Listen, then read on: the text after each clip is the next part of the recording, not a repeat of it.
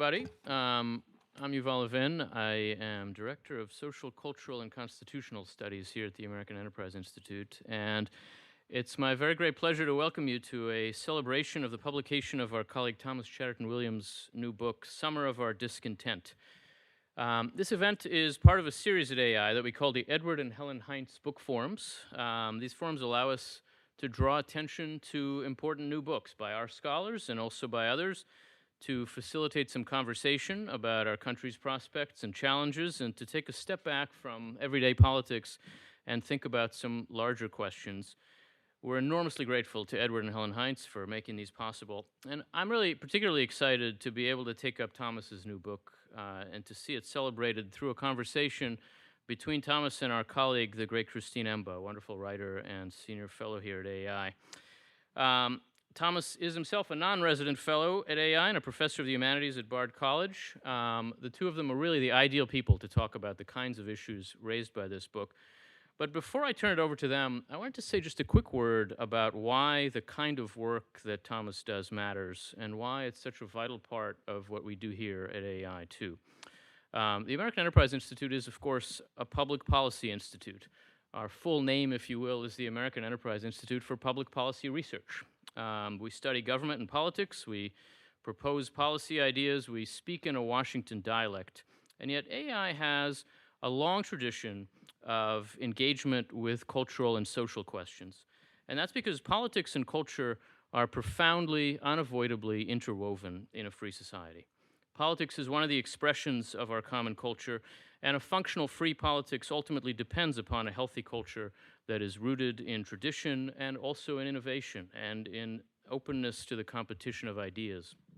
But although they're deeply related, politics and culture also need to respect a healthy separation between them if they're going to thrive. There have to be limits on politics. It can't overtake the spaces that are meant for culture and for art and for civil society.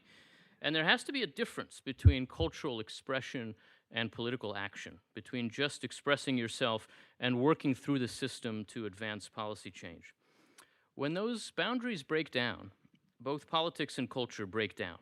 When ideology overtakes cultural creativity, our common life becomes constrained and narrow and divisive. When partisan performance art replaces the actual practice of politics, of coalition building and bargaining toward solutions, our politics becomes dysfunctional and unproductive and, again, divisive. It's not a coincidence that those two lists both end with divisive, that this breakdown of the barriers between culture and politics brings division in its wake. Culture can bring us together when it is about what makes us all human or what makes us all Americans. Politics can bring us together when it's about negotiating through our differences. But when we confuse and confound culture and politics, when we treat culture as an arena for ideological warfare, when we treat politics as an arena for symbolic and personal expression, we only become more divided and polarized. Each has its place, but if we forget the difference, we undermine both and we demoralize our society. That is exactly what we have been doing in contemporary America. And there's no keener observer of how and why that's happened than Thomas Chatterton Williams. This is really what this fantastically important new book is about. What happens when the boundaries between politics and culture collapse, and the space that each is meant to occupy is flooded by the worst vices of both? What happens isn't good. Not for politics, not for culture. And if you want to understand it, you could hardly do better than read this important book and be here for a conversation like this tonight. As Thomas shows us, anyone who wants to restore the practical potential of our politics and the formative power of our culture has to take both seriously and to understand how they're related and how they're distinct. That's why AI has always taken culture seriously, because you can't have a free and open politics without a healthy Republican and liberal culture.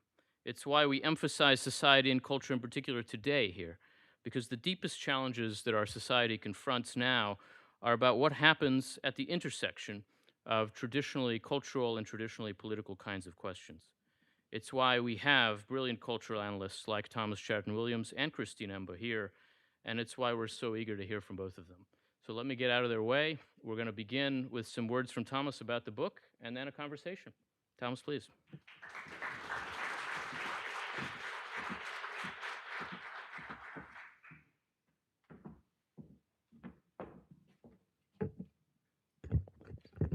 Thank you so much, Yuval, and thank you everyone for being here. This book started shortly after I joined AEI about 5 years ago, and it's truly, I couldn't have written this book without the extraordinary support from Robert Dorr, from Yuval, from Nicole Penn, and I just want to thank this institution. What it does is extraordinary for fostering independent scholars and allowing people to work independently and to pursue questions that are not driven by ideology. Actually, there's quite a lot of independence here that I'm grateful for. It was Yuval in particular who got me to think harder about what really is the book's central concern. This book is not, as some of its critics have asserted, simply a complaint about the left, or more precisely, a complaint about a comparatively privileged and influential slice of society's penchant for fashionable anti-racist manners and neologisms, or radical new theories about identity and justice, nor is it, as other critics have implied, a perfunctory rebuke of the left for the sake of emphasizing the greater threat of the Trumpist right. Ultimately, this book is concerned with a far more tragic and universal tendency to forget the fragile blessings of the liberal society. It has been our puzzling fate not just to inherit, but to voluntarily repeat the mistakes of previous generations, to flirt with their hatreds and prejudices, to romanticize their limitations and grievances, and worst of all, to dismantle the very norms and safeguards the wisest among them strove so valiantly to bequeath to us. Summer of Our Discontent is a journey through the past 2 decades of our cultural and political history, a fraught task. But I specifically wanted to understand how this country, which had afforded me so much more opportunity and recognition than it had my ancestors, and which seemed to me to be moving incrementally but inexorably towards a greater perfection of its shining promise, could, in the space of several years, so thoroughly come undone through a national storytelling project of almost boundless disillusionment and resentment. I wanted to understand why, when, by so many measures, things appeared more egalitarian than ever before, an inexhaustible supply of attention and energy, particularly in the nation's most elite and self-consciously inclusive spaces, was being devoted to poring over the minutest of slights and disparities. An insight from Tocqueville has always struck me and seemed to explain what I was witnessing in real time. For Tocqueville, unfulfilled rising expectations create unstable political situations. This explains why, for example, the strongholds of the French Revolution were in regions where standards of living had been improving, not the reverse. It is not always by going from bad to worse that a society falls into a revolution, he wrote in 1856. It happens most often that a people which has supported without complaint, as if they were not felt, the most oppressive laws, violently throws them off as soon as their weight is lightened. In my view, the Tocqueville paradox crystallized the spirit of the entwined social justice movements that began in earnest during the second term of the Obama administration, gathered strength through the resistance to Trump's first term, and climaxed during the pandemic summer of racial reckoning in 2020. The illiberalism unleashed by progressives during the Great Awakening, or whatever we might call it, whatever we might call that feverish period of excess, alarmed me at the time. The lack of regard for fundamental components of the liberal society, from freedom of expression to tolerance of opposing views, to a belief in due process and the extension of grace, even to one's foes, seemed perilously short-sighted then. Are you really willing to throw these safeguards to the wind because you sense your side is ascendant now? That was a question more than a few of us posed when we published a letter in Harper's Magazine arguing for restraint. One of the most apparently controversial aspects of Summer of Our Discontent, which, like the Harper's letter, I don't believe should be controversial at all, at least this aspect of it, is the idea that cultural and political shifts never take place in a vacuum. To downplay and excuse disorder and violence in one context, whether you like it or not, is to set the precedent for its excuse in another context that may violate your sense of justice. In the same way, the punitive censoriousness being implemented and celebrated from the right today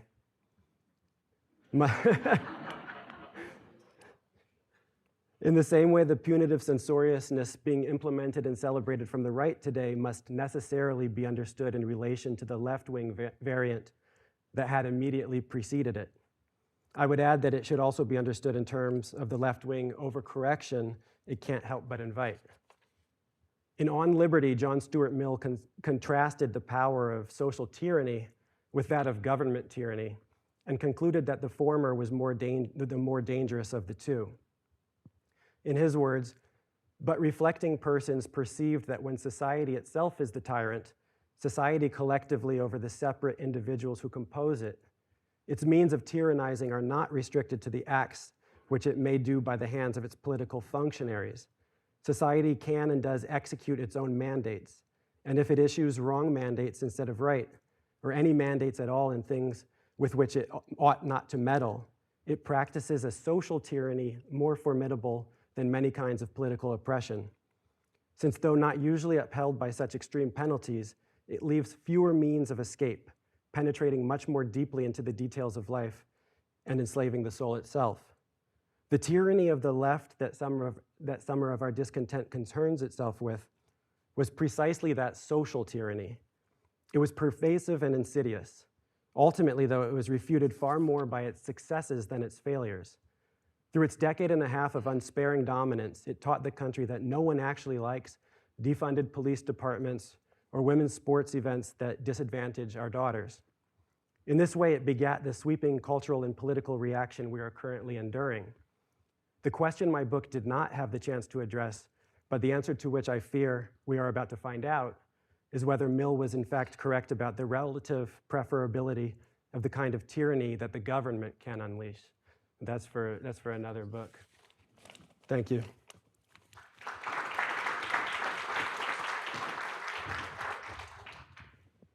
So let's get into it. Sure. I warned Thomas that I might quote directly to him from his book, but I'm going to try not to for the sake of those in the audience. But starting, I guess, from the beginning, or maybe prior to what the beginning sounds like in your book, in your telling of the story, the summer of 2020 actually maybe began in 2008 with the election of Barack Obama. So what was it about the Obama era that gave people perhaps the confidence or the capacity to envision a future that was post-racial, where the arc of history was bending or had bent to the good place? And what about it disappointed them? Yeah, that's the right place to start.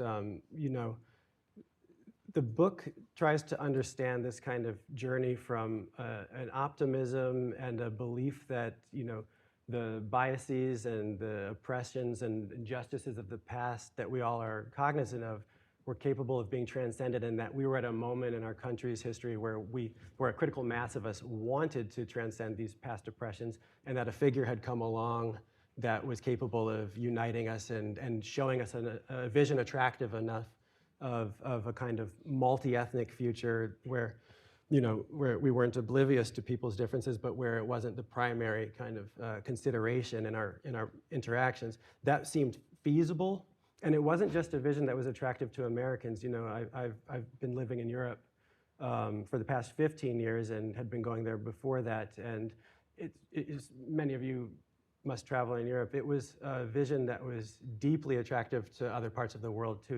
When Obama went to Berlin, when he was still a candidate in 2008, he drew a crowd of 200,000 people. When I was in Paris, people would say, as messed up as the United States could be, or as anti-American as French people could feel when they were, railing against Coca-Cola and McDonald's. They felt that America French also had this side of itself that was really aspirational that they didn't see in their own societies.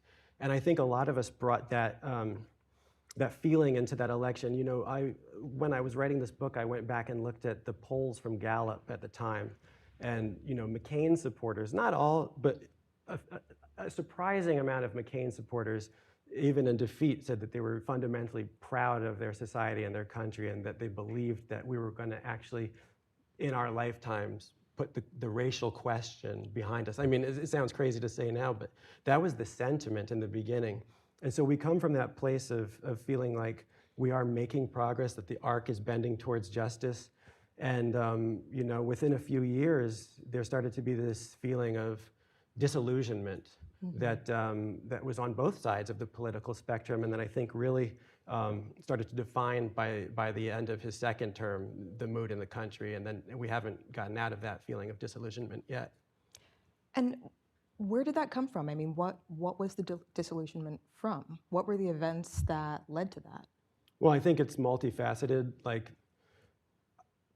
there is a certain kind of, I think, inevitability that one single figure could never, newsflash, the big reveal in the book is that one single figure could not actually solve an entire nation's history, and couldn't actually, I don't think a politician particularly could do it. He still has electoral considerations and practical matters. He's not just a purely inspirational cultural figure. I think there was some aspect of the country that, even in professing to celebrate and want that first black president, in fact, did not like it as much as they did in theory. There was a kind of, there was a lack of latitude for him to make any mistakes, and he did make mistakes. I think he rhetorically mismanaged a couple of very important national debates. The Trayvon Martin case you talk about in your book. That's one of them that I talk about. I think we can see now in retrospect, and maybe many people saw at the time, that there was something that I don't think was entirely appropriate about the president. Even though I can understand and empathize as a father and as a citizen why he said those things, this boy was killed in a way that was really deeply unfair. But I don't think that when the president intervenes and says, if I had a son, he would look like Trayvon, that is not actually a kind of, that doesn't build the kind of consensus on the issue that had been building naturally. And if I do a thought experiment when I think about, like, this young woman from Ukraine who was tragically killed in North Carolina recently, if President Trump today were to say, if I had another daughter, she could very well look like, if I had a daughter with Melania, she could look like this young, beautiful lady from Ukraine. I think many people would recoil and feel like that injected an element of race into it that was divisive. And so I think that Obama made a mistake there. I think he also made a misstep when he commented on the arrest of Henry Louis Gates Jr. at his home. I think that, part of what the nation was doing in saying that we believe in this kind of post-racial vision that you're showing us could be so attractive was saying that then when these things happen, let's trust in the system and the process and not actually inject identity into these debates. That's how we had done things in the past, but the bargain was that the first post-racial president will actually behave as though he's post-racial, and I don't think Obama always met that standard that he himself taught us to aspire to. So one of the preoccupations less in this book, but especially in your first two books, which were more autobiographical, is the idea of a post-racial future, or the idea that should be what we're aiming for. And I guess I wonder if that is actually possible, or along what lines you think people will begin to organize. You mentioned throughout the book that class actually plays a significant role, both in sort of the class position that George Floyd was in the class position that student organizers for Palestine play, and how that allows them power. Talk a little bit about how class is perceived in the US versus race, and why it might be useful, in your opinion, I guess, to backburner race for perhaps other concerns.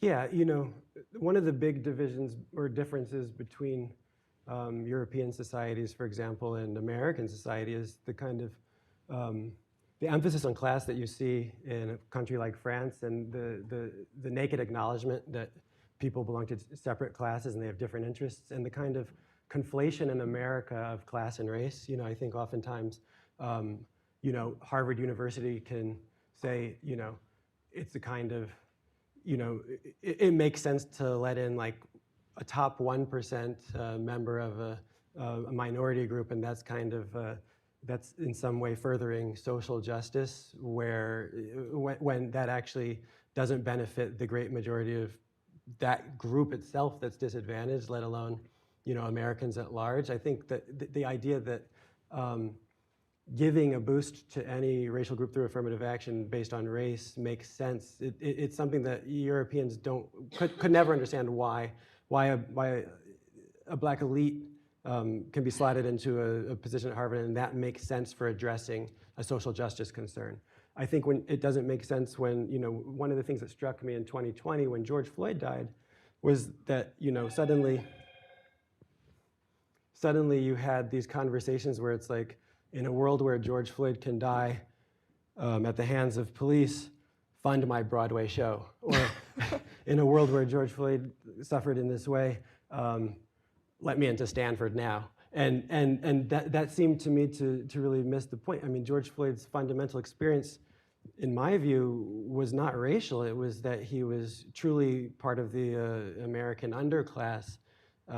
He had no social capital. He was in a position most black people by far would never find themselves in. He had ailments that are not simply racial or could never be simply racial. And so the idea that to address the kind of injustice that he had suffered was to allow kind of the elite members of the racial group he belonged into to have greater inclusion and representation. That always seemed to me to be a kind of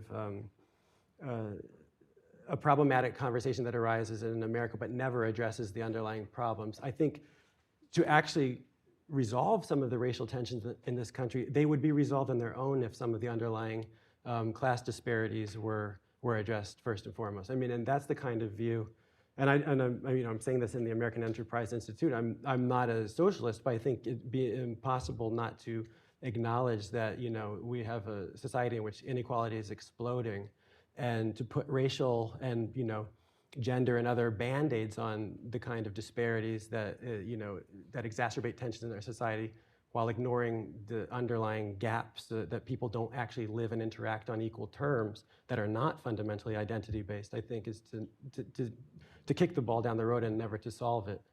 So this is going to be a little bit of a side note, but early on in the book, you talk about these class differences, and you do acknowledge that some of them can have racial origins. I mean, perhaps George Floyd's class status was due to class, but also perhaps due to the fact that he was black.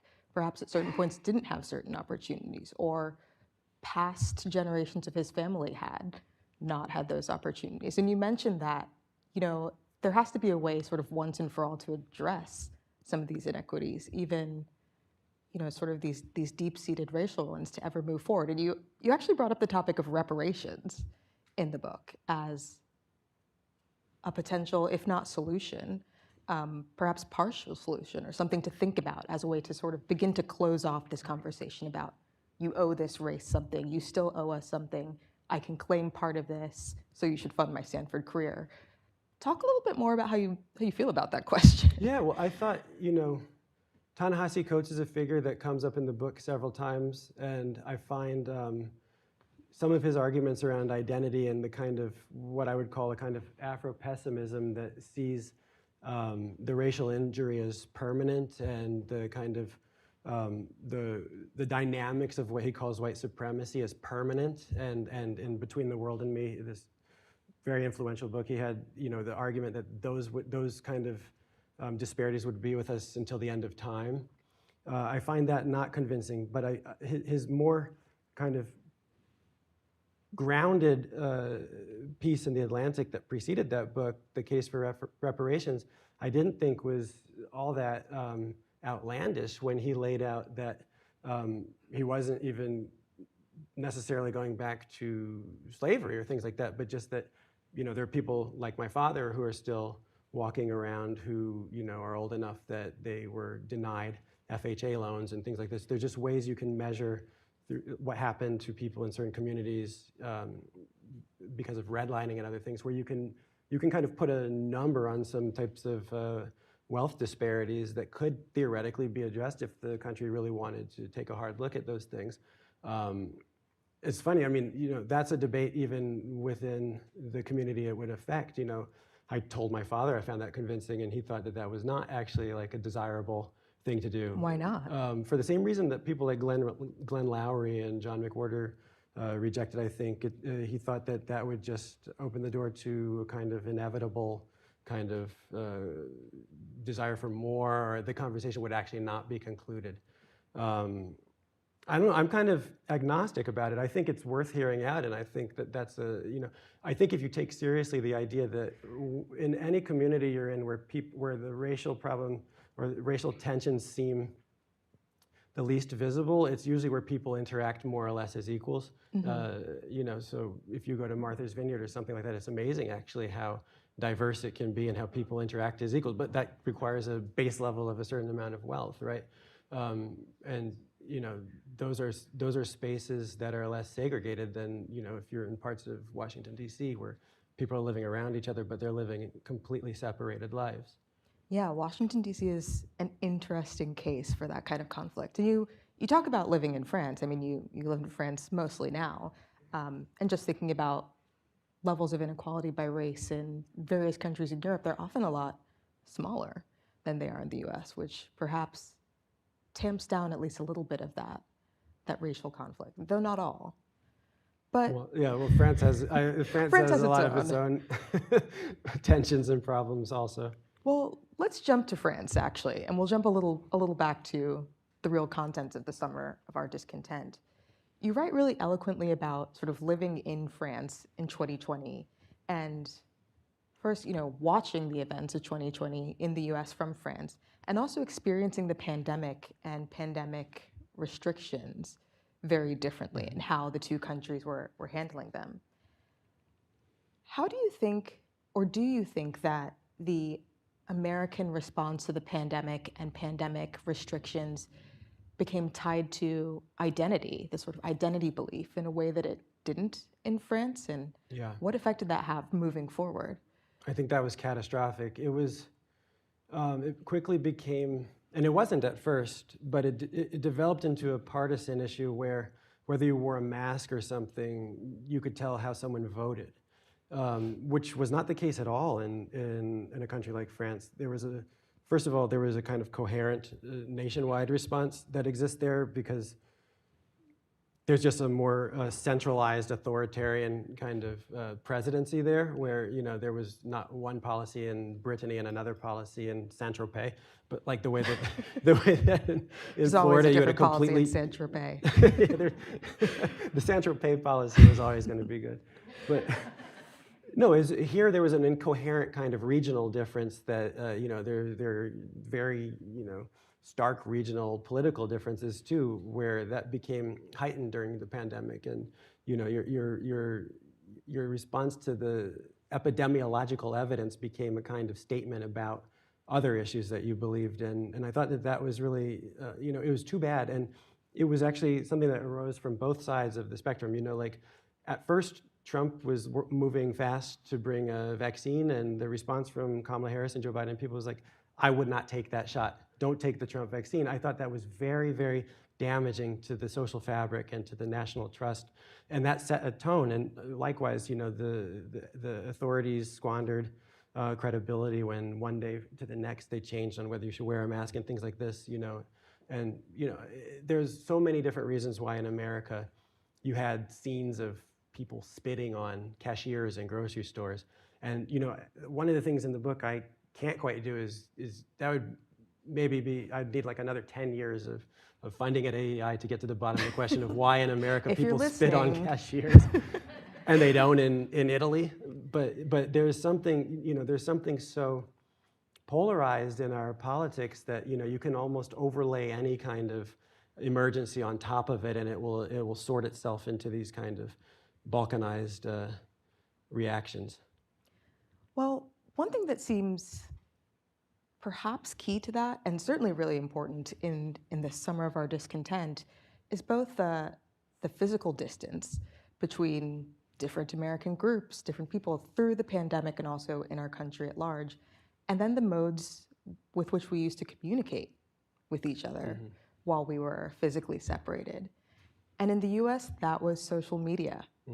And so you would organize your vaccine resistance or support over social media. You would proclaim that you were listening to the science or that the science was fake or something in between over social media. And then, of course, we all know that social media loves to reward the sort of loudest and craziest and most inflammatory voices. So, talk to me a little bit about the effects that social media has on our public discourse and our identity formation. Yeah. I mean, I don't think actually that any of the kind of excesses of the racial reckoning or of the kind of the madness of COVID-19 and the response to quarantine and lockdowns and things like this, I don't think any of that could have played out the way it did without the kind of technological component of social media and the fact that we were all, taken out of our normal lives, but living through this mediated monoculture of social media through our screens. And we've had this now really for the past decade and a half. We've been living with Facebook and Twitter and Instagram and this kind of constant, massive conversation we all have with each other where we argue at each other and we perform and police our values and positions publicly. So it's this kind of panopticon of surveillance that we're the guards and the prisoners in. And so, I think that just poisoned the kind of public life of the country in a way that has had dire and lasting and ongoing effects. I really don't believe that we should all always be talking to each other, certainly not about politics and things like that. And as you said, there's a kind of algorithmic pressure to always emphasize the most extreme positions.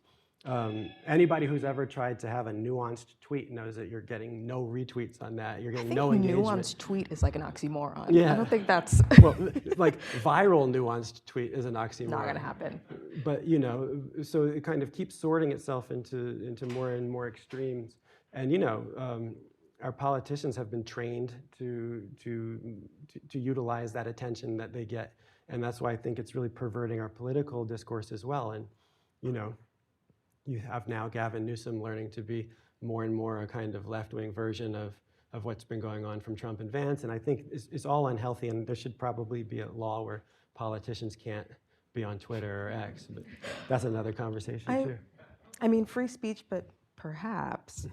Let's talk about this a little bit more, though. At AEI, as obviously we think a lot about the health of institutions, how institutions form society, how norms as institutions, which is a thing that I work on, help shape our behavior as groups and individuals. So norms about why we do or don't spit on cashiers, norms about how we understand politics and political interaction. When you talk about politicians being on Twitter, politicians sort of aping this behavior, it kind of suggests to me that social media almost overtook, perhaps is still overtaking, the institutions that could have helped us through this summer of crisis. Does that ring true to you? It does. I mean, if you think about how authority and credibility was hemorrhaged, like by public health officials or something like that, they shouldn't have been tweeting. They shouldn't have been tweeting specifically about how, in some cases, like racism is also a pandemic, and so you should actually now. You should be in the streets because you can't allow yourself not to be in the streets protesting, even though last week we said you should be in the house. But stop the spread, yeah. To stop the spread.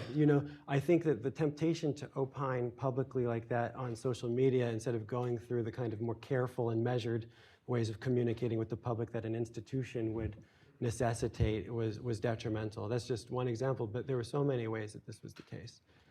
I think another one of the ways that the internet and I guess our social media use perhaps overstepped its healthy bounds in that period was the cancel culture phenomenon. Oh, yes. So not only were we sort of creating competing political ideas, but also immediately forcing some of their leaders, some helpful institutions to just exit the stage completely, not allowing them to speak. Talk a little bit about what effect that moment, I feel like we've kind of exited that moment a little bit now, but that cancel culture moment had on inflaming. Well, it's interesting. I mean, it's still the early days, but it seems like the impulse to cancel, to scapegoat, to enforce a kind of an orthodox viewpoint and to punish any straying from the orthodoxy has migrated to the right. Now the right is not just politically but culturally ascendant. You see an activist like Chris Rufo, who's really risen to prominence. He actually, he's at the Manhattan Institute and published in their in-house magazine in City Journal. City Journal. Yeah. He published in February an argument for why the right should cancel. Not the kind of argument that says that no one should cancel or the cancel culture was wrong because the progressive left use it, but just that the progressive left used to have the power to cancel, now they don't, and we should actually not return to a kind of norm of tolerance, but we should use the power to cancel to our own ends. And I think that that's been really toxic. But what you're specifically talking about is when the left was culturally ascendant and controlled many of the institutions, the universities, the museums, the media certainly, and enforced a viewpoint orthodoxy that was really, it was really punishing. You look at a place like the New York Times, and people were working in a climate of fear. People were falsifying their preferences. I think one of the things that you can just practically say why you shouldn't ever have, you shouldn't ever indulge a censorious culture. You should always try to strive for a culture of maximal tolerance. Mm-hmm. Is that you really don't know what's going on when people don't tell you what they really think because they're afraid. So for the past 3 elections, there is some aspect of the country, some component of the country that's consistently shocked that Donald Trump performed so well in electoral politics because people were not saying what they actually think. You don't have an accurate viewpoint of what people believe. So, mm-hmm. So actually cancel culture creates a stifling environment where we don't know who we are or what we think. And so, what was happening at that moment was that the left was at the peak of its ability to enforce kind of viewpoints and positions within institutions. And I think that even, like there was a perversion of what was really going on because I think without the pandemic, Donald Trump very likely would have won again in 2020. Mm-hmm. This reminds me of like that.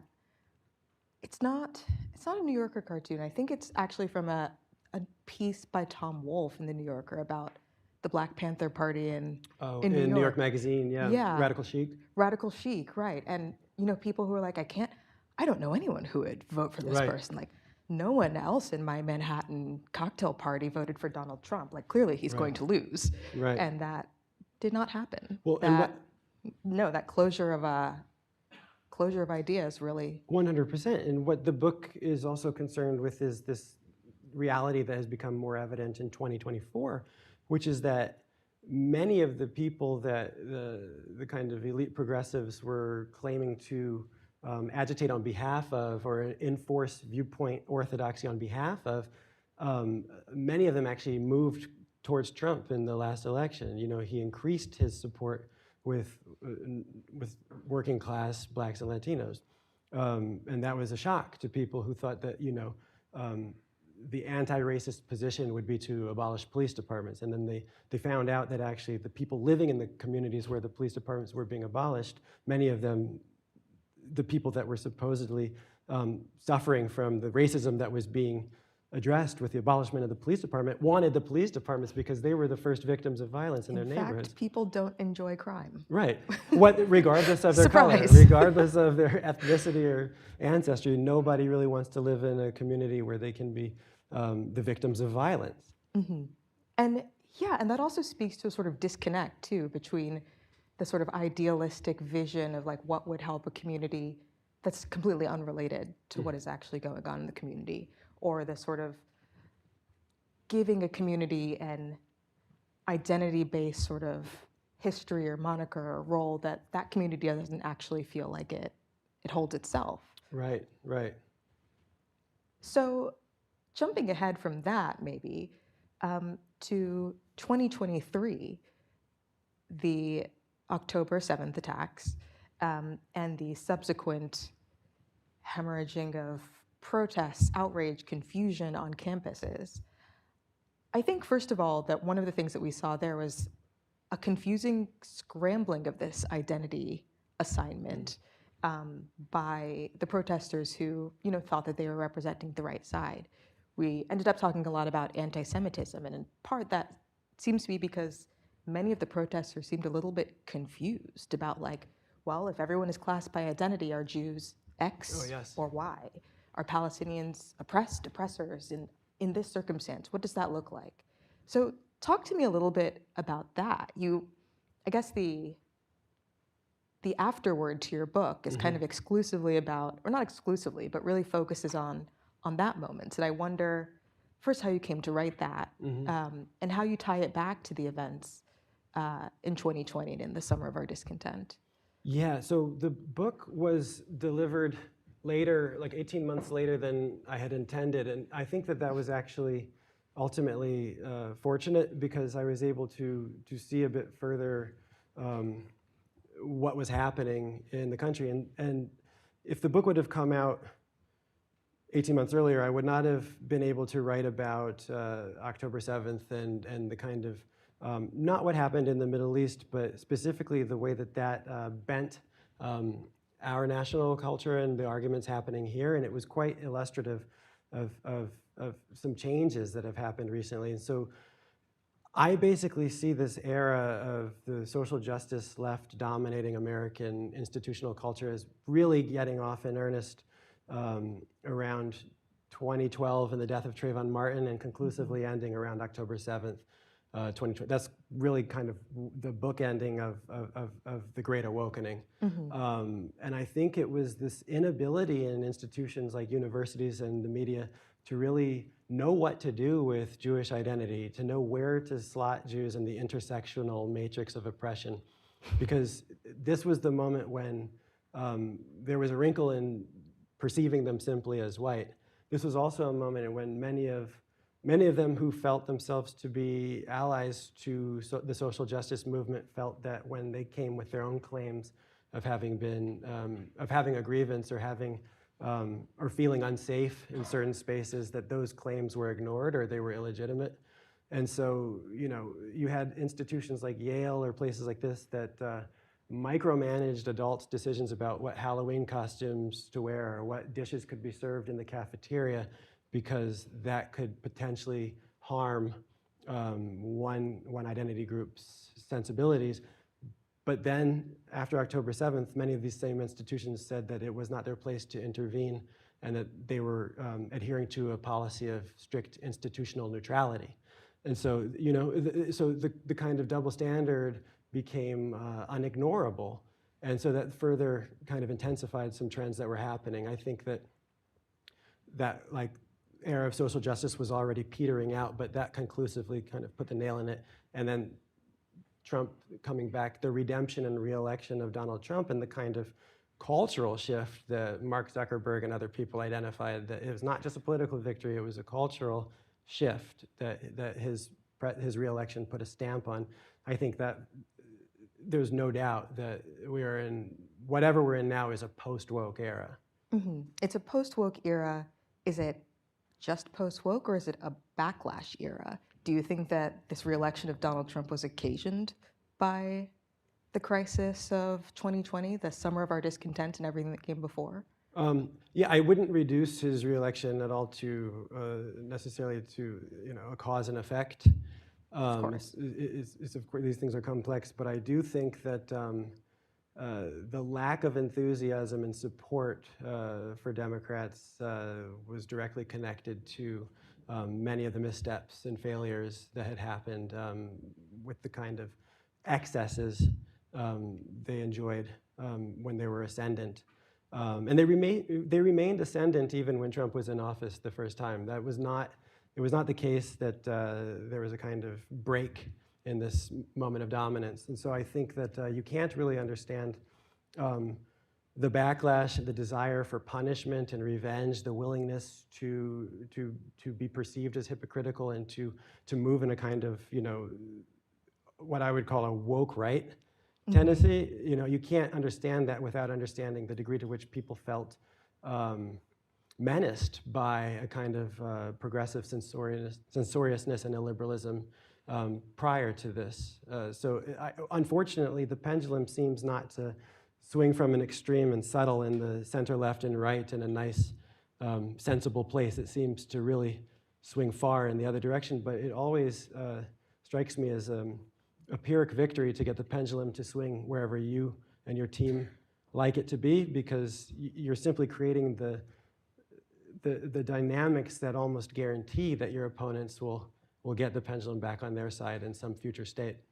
Right, that circles back to the Chris Rufo-esque, like, Yes. we'll cancel you now Yeah. thing that you were discussing in the beginning. There are no permanent culture wars. So the idea that you can completely vanquish and subdue your enemy in a nation like this, it doesn't seem possible to me. So it seems, what I'm really trying to argue for, which is unfortunately not really,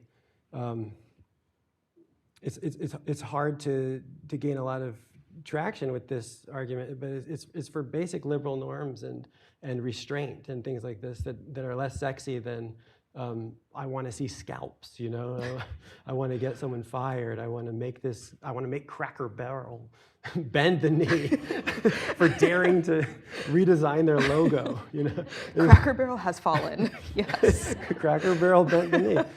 That seems to be a sexier proposition than we should just tolerate a variety of viewpoints and believe in that your enemy should also be able to express themselves. Again, another oxymoron, the combination of Cracker Barrel and sexier prospect in the same sentence. Just really comical to me, at least personally.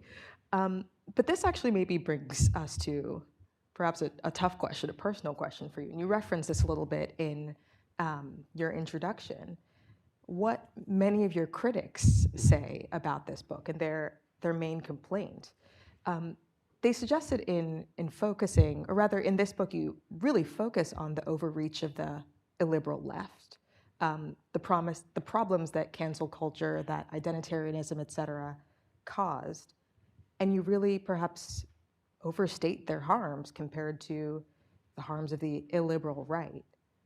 What do you make of this? I mean, do any of them have a point? And would you have changed anything about your book had you still been writing when the Donald Trump Part 2 administration began?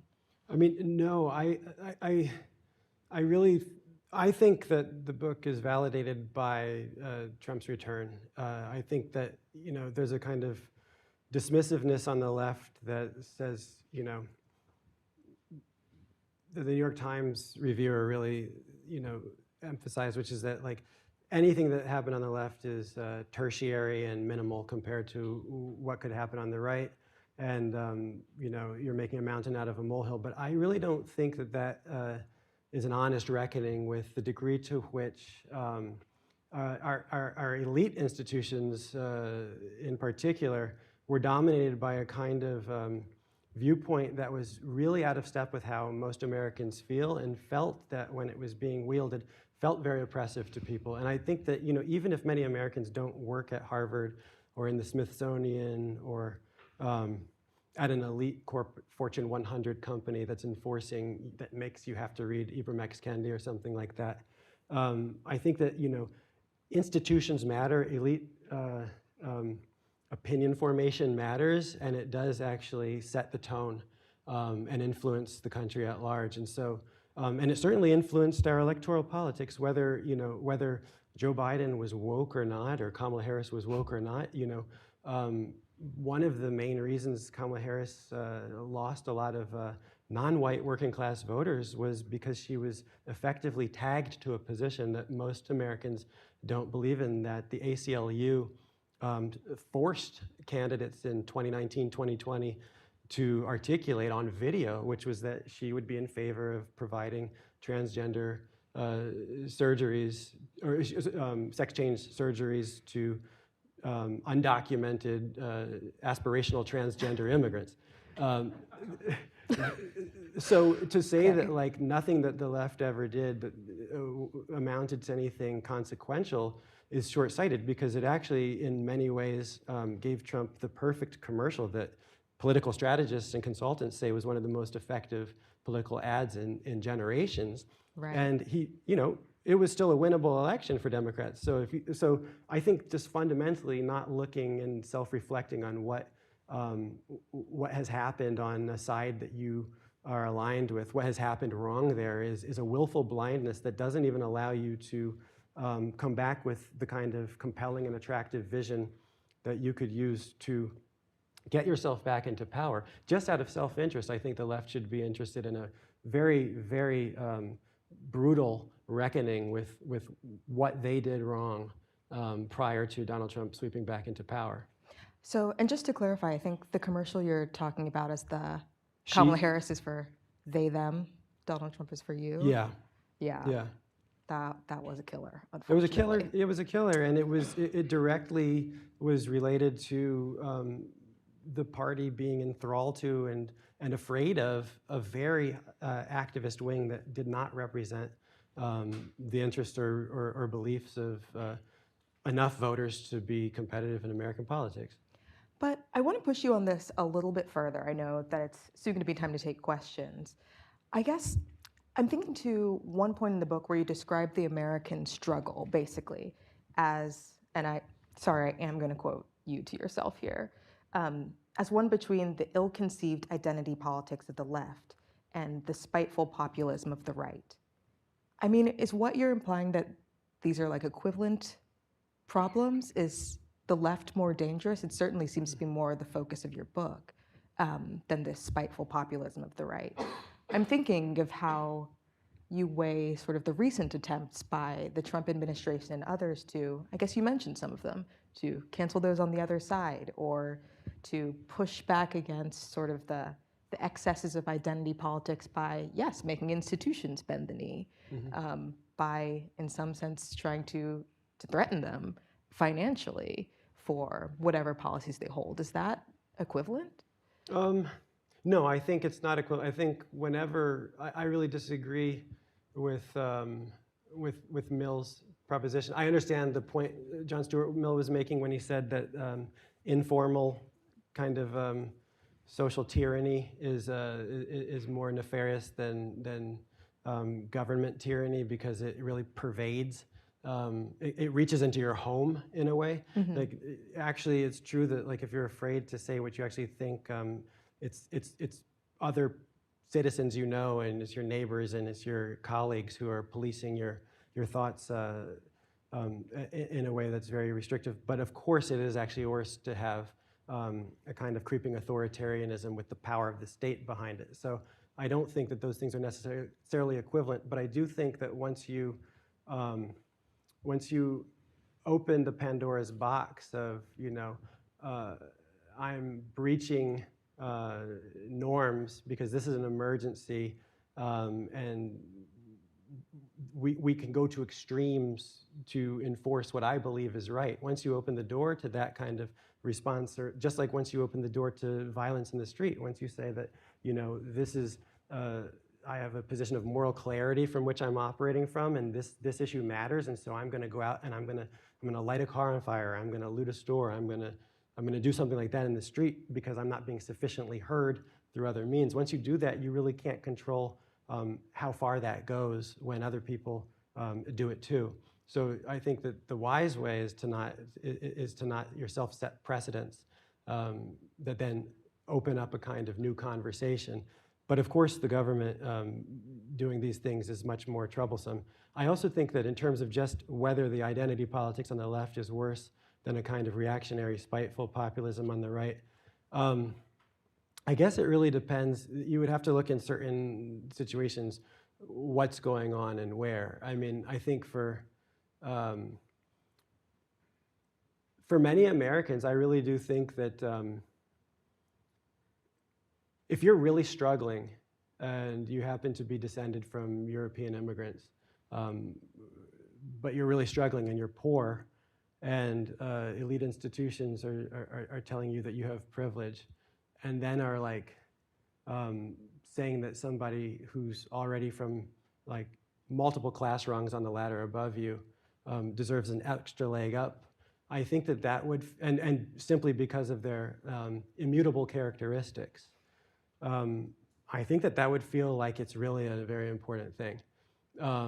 And likewise, I think that, when I look at what's happening now and I see the kind of, excuse making for what happened at the Capitol and the kind of extraordinary, angry violence that can break out from the populist right, I think. On January 6th. Yeah, on January 6th. Yeah. I mean, I think that feels to me like it's even more important than being denied a space. But I believe that some of this stuff really is going to be subjective and is not going to be definitively and conclusively won as an argument or debate about what offense matters more. That's why I think we always have to resort to a kind of expansive liberalism that just revolves around principles and values that everybody is able to buy into, irrespective of their identity standpoint. So what are those principles to round this out? I'll preface this by floating a theory that I have that sometimes when I think about it feels a little bit uncharitable, but sorry everyone, I'm gonna share it here.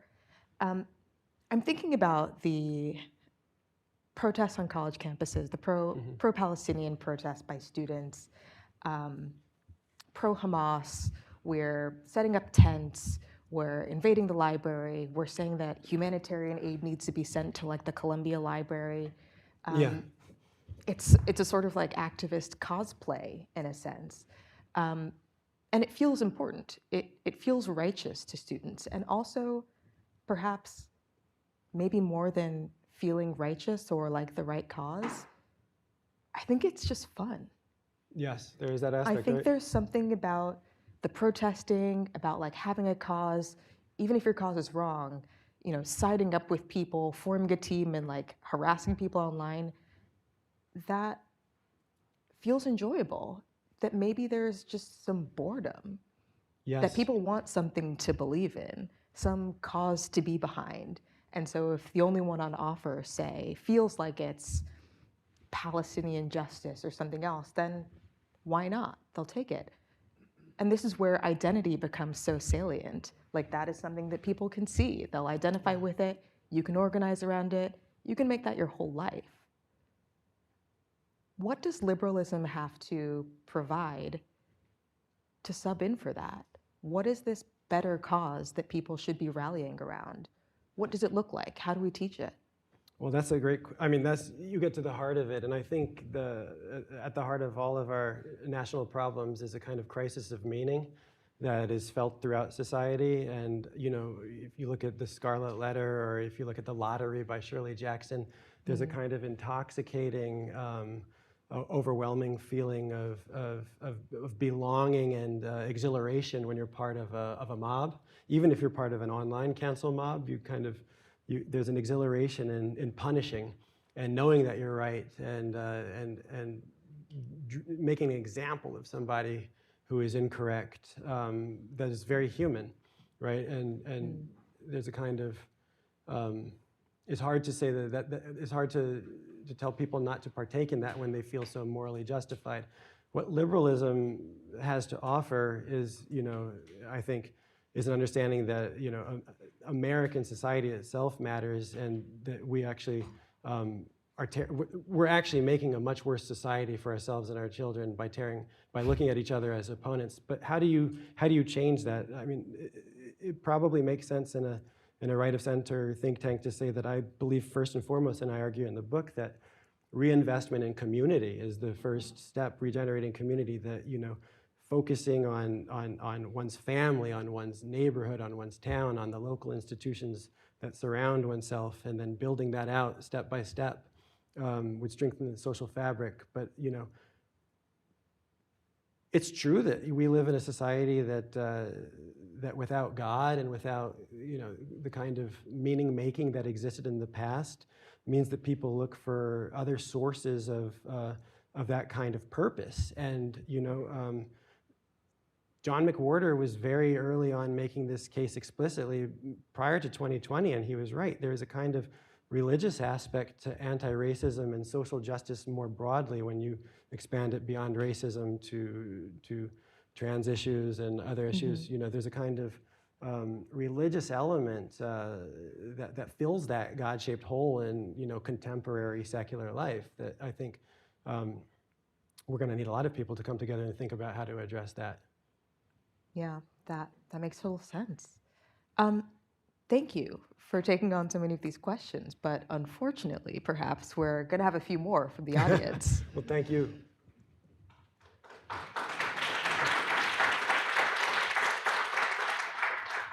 Who's first? Right there. And please just introduce yourself or say where you're from.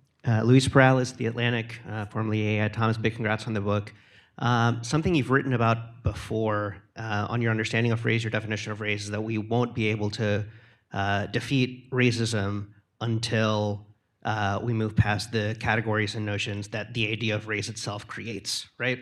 And I'm curious, on the topic of what liberalism can do, what it requires, do you think that's an idea that's necessary for liberals to carry forth and not repeat a summer for discontent, or what kind of productive disagreement can liberals, in good standing, have about what race is and how we should think about it? If the debate between people like yourself and Ibram X. Kendi is not productive, then what would someone who disagrees with you about race while being a liberal look like?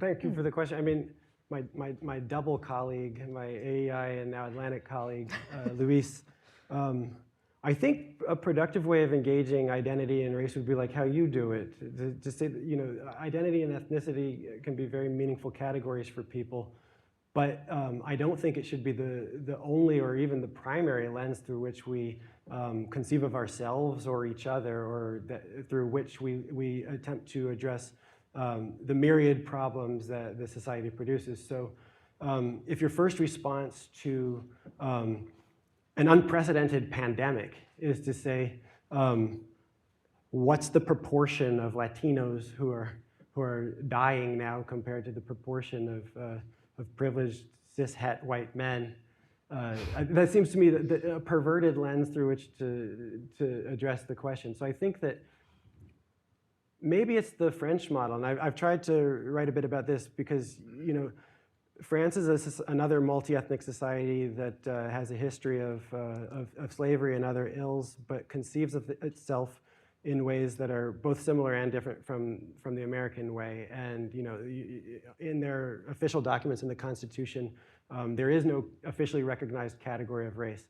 You can be Jewish in your own home, but you can be Muslim in your own home, but publicly everybody is a French citizen and that's it. That's not a perfect solution because we don't live in a perfectly post-racial world, but it seems to me that that would be the kind of goal we would want to get to, where first and foremost, the primary concern is that we're American citizens and we address questions that way, and then identity is something that, depending on the degree to which you want that to be, is privately meaningful for you. But it doesn't become the focal point of institutions in the way that it was made to be. I think that was really pernicious, and I do think that the thing is that Trump often, I think, has terrible answers to some of the most important questions, and questions that other people refuse to acknowledge, and that's part of what's made him so successful. I mean, there was something really going on wrong at these universities. There just was. There was a way in which you were forced, even if you didn't want to foreground your gender or your racial or your religious identity in ways that were really limiting. They were not ennobling.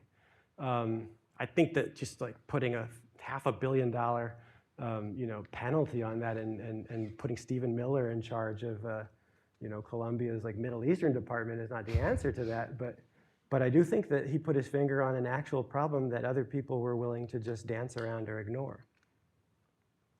Thank you. Thanks, Luis. Next.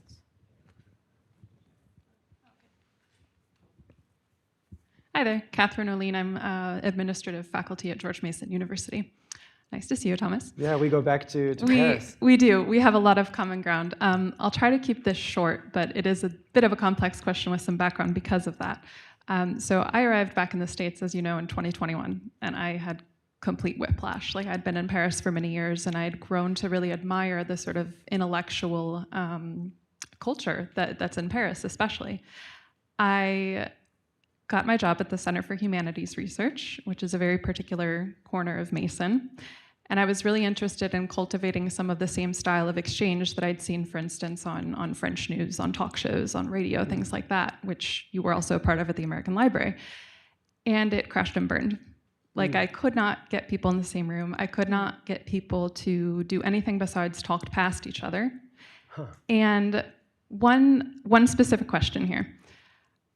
I've heard, this term, basically viewpoint diversity has come up a lot, but it's like right-coded, and I've never understood why it's right-coded. It's not a word that I could say in my corner of the world and have anybody be sympathetic to it. If it's not viewpoint diversity that is part of kind of solving this issue of talking past each other and the polarization, what can we bring maybe from the French model? Do you have any better terms? Like, I'm looking for an easy solution when there isn't one. Yeah, but no, it's true. Viewpoint diversity has become right-coded again, Trump identified that there was a kind of genuine barrier to entry for conservative points of view, or I would even say, because I've worked in universities for a while, that the liberal points of view have a tough time at a lot of universities. But viewpoint diversity became kind of now affirmative action for conservatives, which I don't think is, I think that's part of why it's right-coded, even though I think it makes a lot of sense. Is just viewpoint diversity is what we should all want, and that's a kind of diversity that should matter as much as, or more, I think, more than superficial epidermical diversity of the epidermis or things like this. But I think maybe what would replace it and make sense if you could get people to buy into it would be just institutional neutrality, not starting from having no preferences in a way. That actually would matter, and that's really hard to do. There's been, in the past year and a half or 2 years, there's been a kind of newfound respect for institutional neutrality, which I was. But that's more silencing, I would say, than I'm talking about exchange, right? I'm sorry to push you on it, but I'm really, really curious. Think that's silencing? Well, no, I just mean in terms of like the Calvin principles and things like that, which Mason has adopted. That just means that the administration can no longer comment on sort of controversial issues in its simplest way. Right. But what I'm talking about is how do you get people in the room to actually talk to each other and like have this depth of exchange that's not just, I don't know, it just seems like we enter a room and if you're from the law school, you're going to be this type of person. If you're from the English department, you're going to be this type of person. But so it's not enough to have intellectual, diversity of thought. That's true. How do you create a kind of space in which people wish to exchange with each other? I'm not sure. I know that if you make it a space where you genuinely model that there is no kind of punitive aspect to it.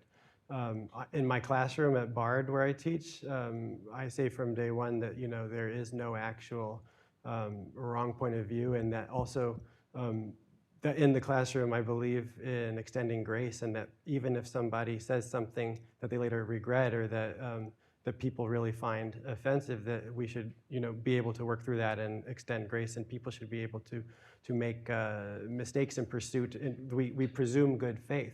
And I don't know, I think if you establish those kind of ground rules, you still have to figure out how to get everybody in the space. But I think that that and the idea that you don't allow, I think you don't allow there can be no phones and no kind of, it has to be a space where things are not recorded, and it would be a violation of the principles of the space to go and talk about it outside of the space. That would make people feel more comfortable. But I mean, I'm really not sure. Part of what I do is just sit alone in a room and write.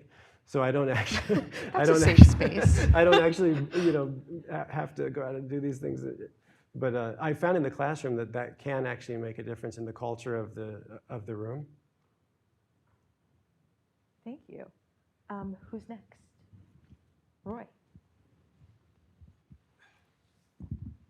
Rui Teixeira, AEI. Thomas, I wanted to ask you if you were surprised by the level of vituperation that you've gotten in what we fondly call the legacy media reviews of your book. I was a little surprised, but I read these reviews and I was like, what? My God, they really don't like this guy and everything he's saying. I mean, really do. So, and does that not call into question a little bit your portrayal that we're now in a post-woke era? Because it seems to me that, it's woke may have peaked, but people for whom a lot of wokeness is still very congenial for them. Maybe they've sanded off a few of the rough edges.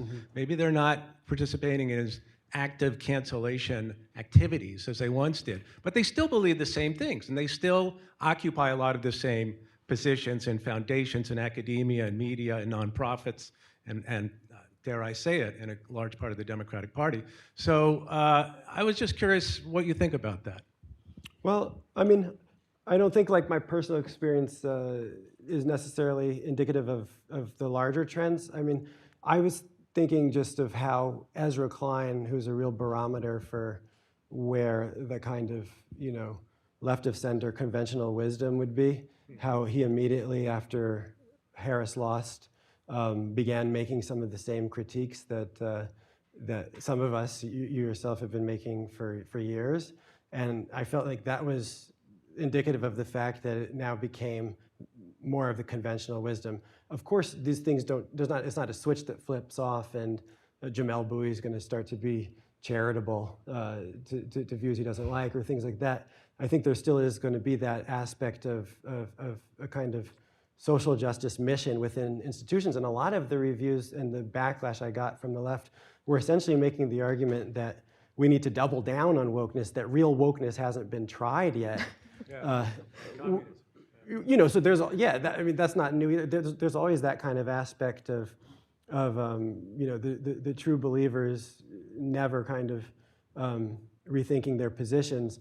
But no, I found the kind of, that kind of critique to be pretty weak, and not to actually engage with the arguments on the merits. And that kind of made me think that that's all that's left, and that there will be a conversation that's developing, and you can see it being signaled by the politicians that are starting to vie for 2028. They're not moving to the left and saying that real wokeness hasn't been tried yet. They're actually, it seems that they've internalized a lot of the conclusions from the kind of, what I mean when I say that like wokeness is refuted primarily through its successes more than its failures. They've seen what happens when these positions were put into practice, when top schools around the country experimented with getting rid of entry standards, and then quickly came back to realizing that that actually was disastrous for everybody, including the groups they were trying to give a leg up to. I think that those types of experiences have continued to move the culture to a saner place. I hope so. But I think that those types of arguments in the media are just, I think it's kind of the death pangs of a kind of formerly prominent and dominant way of thinking that doesn't have that dominance anymore and is angry and is lashing out in ad hominem ways. I think we have time for one more question, if anyone has it. In the back.